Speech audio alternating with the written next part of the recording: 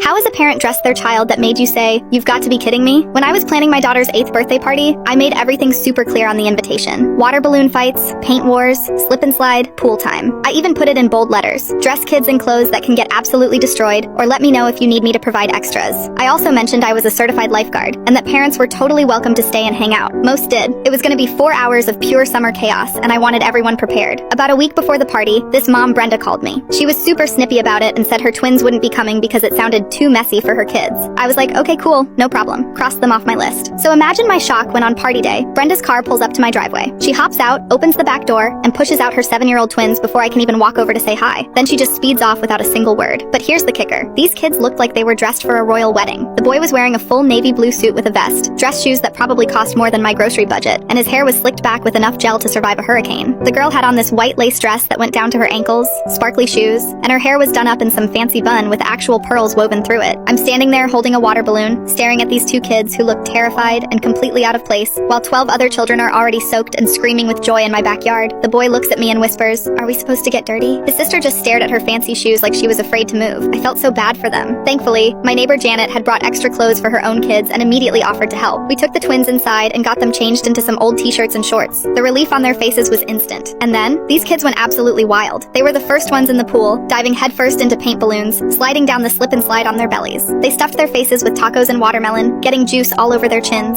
The boy even started the biggest water balloon fight of the day. 4 hours later, they were completely exhausted, barefoot because they'd lost the borrowed flip-flops somewhere in my yard, and covered head to toe in blue paint, grass stains, and watermelon juice. They looked like actual kids for once. Then Brenda shows up. She takes one look at her children, and her face goes completely red. She starts yelling about how they're supposed to go straight to her cousin's wedding, how she spent $200 on those outfits, how I should have known better than to let them get so messy. I just stared at her. "You never told me about any wedding. You said they weren't even coming to my party. You dropped them off without saying a word and left." She kept screaming about how obvious it should have been, how their fancy clothes were a clear sign, how I ruined everything. The other parents were all watching this unfold, and my poor daughter was crying because someone was yelling at her birthday party. Finally, I'd had enough. I looked Brenda dead in the eye and said, "Not my problem. You dumped your kids here dressed inappropriately, didn't communicate your plans, and now you're mad about the consequences. Figure it out." She grabbed her paint-covered, exhausted twins and dragged them to her car. The kids were crying now, probably because they knew they were in trouble for having fun. As she drove away, I could only imagine the scene when those two showed up to a formal wedding looking like they'd been through a paint mixer. But honestly, best party those kids probably ever had.